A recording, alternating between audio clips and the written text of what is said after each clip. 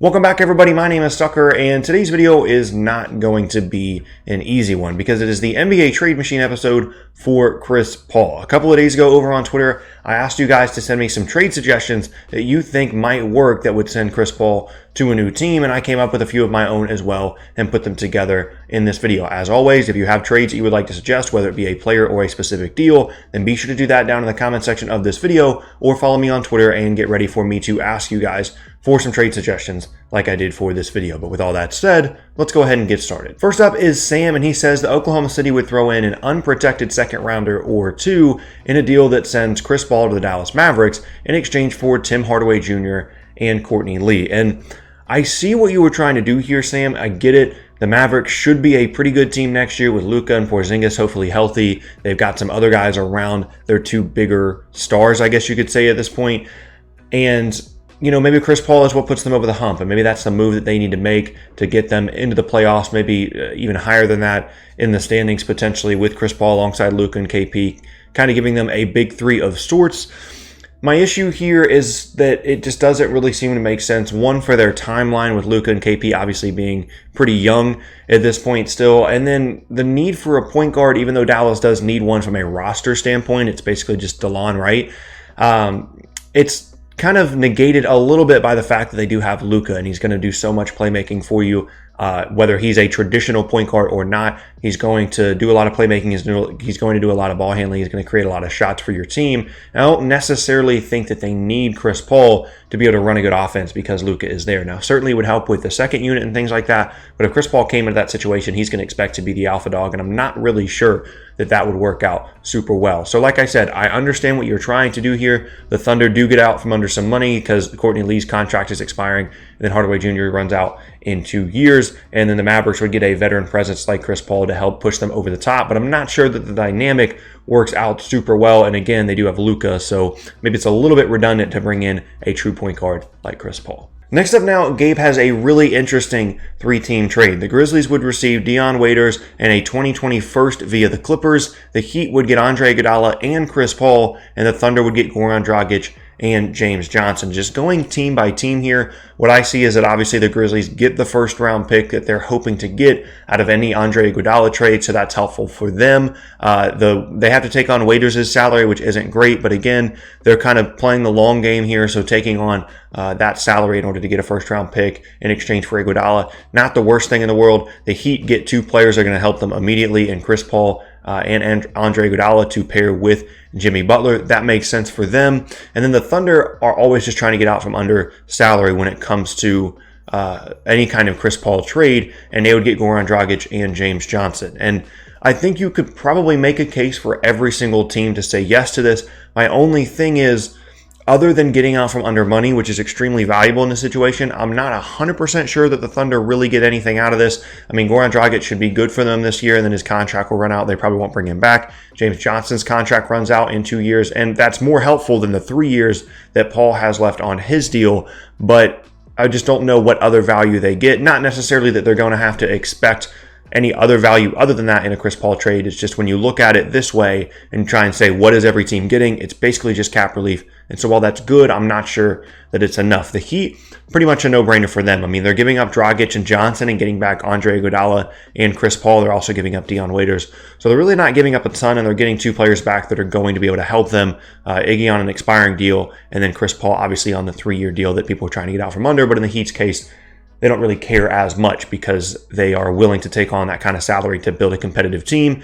And then the Grizzlies, and like I said, they get the first round pick, but maybe as Gabe says, that they would be most likely to decline, in his opinion, because of Waiters' poor attitude and contract. The Heat get Paul and Iggy, like I said, to help them win this year, and the Thunder get off Paul's money for a pick that has limited upside, probably bottom 6 if Kawhi stays. So that all makes sense. I have slight reservations about the Thunder and Grizzlies accepting this deal, but in general, I actually kind of like it, and it's difficult to come up with 3-team trades that make sense, so bravo, Gabe, to you for doing that. Next up now, and this is another Miami one, but it's just a 2-team trade. Ignore the warnings at the bottom of the screen. It just says that the trade can't be done until September 14th, so don't worry about that. But the Heat, in this scenario, would get Chris Paul and Andre Roberson's expiring contract, and the Thunder would get Goran Dragic, Myers Leonard, James Johnson, and a second-round pick via Philly or Denver, whatever. I don't know what the whole thing says there. But essentially, it's a second-round pick in 2022. Similar to what we just talked about with the Heat in the previous 3-team deal. I'm questioning what the Thunder actually get out of this other than the second and cap relief, but it is really good cap relief still, and Goran Dragic is still a good player to help them this year. And then the Heat get Chris Paul and Andre Roberson. We get all that. The Roberson thing is just to help the contracts match a little bit better and throw in like James Johnson in there to help the Heat get out from under a little bit more salary while taking on Paul's deal. And if I was the Heat, I would just say to the Thunder, this is it. Take it or leave it. Like, this is the deal that we're willing to accept. You're not getting Bam. You're not getting Tyler Hero. You're not getting Justice Winslow. You're getting cap relief and a second-round pick, and that's about it. So if that's what you want, if that's something that you think is enough value for Chris Paul, then cool, we'll take him. Otherwise, I'm not going past this for Chris Paul if I'm the Heat. I'm not that desperate. I have Jimmy Butler. I have good players around him. Probably maybe a top 7, maybe a top 6 playoff team next year with Jimmy Butler and the guys they have around him. They don't need to be in desperation mode to bring in Chris Paul. So this would just be kind of a take it or leave it thing. And if I'm the Thunder, I would probably prefer this one over the one that I just showed, the 3-team deal, just because I do get the future second and get out from under all that salary from Chris Paul. Depending on what their priorities are, I could see them accepting this if they don't really think that Paul's going to be, like, Paul being there this year is going to help them that much in the long term. I could see them accepting this deal. Next up now is Sean, who typically sends me really good stuff either over on Twitter or in the comment section. And he says that Miami would receive Chris Paul and a 2020 first from Minnesota. Minnesota receives Goran Dragic, and OKC receives Gorgui Dieng, James Johnson, and Dion Waiters. And Miami's going to show up in a lot of these just because they're one of the more logical trade destinations for Chris Paul. And it's the same thing for Miami. Like, they get Chris Paul, they get the 2020 first as well. I'm assuming there would be protections on that from Minnesota's perspective. Minnesota gets Goran Dragic, but they're also getting out from under money, as Sean mentions in his thread here as he goes back and forth on Twitter with someone else.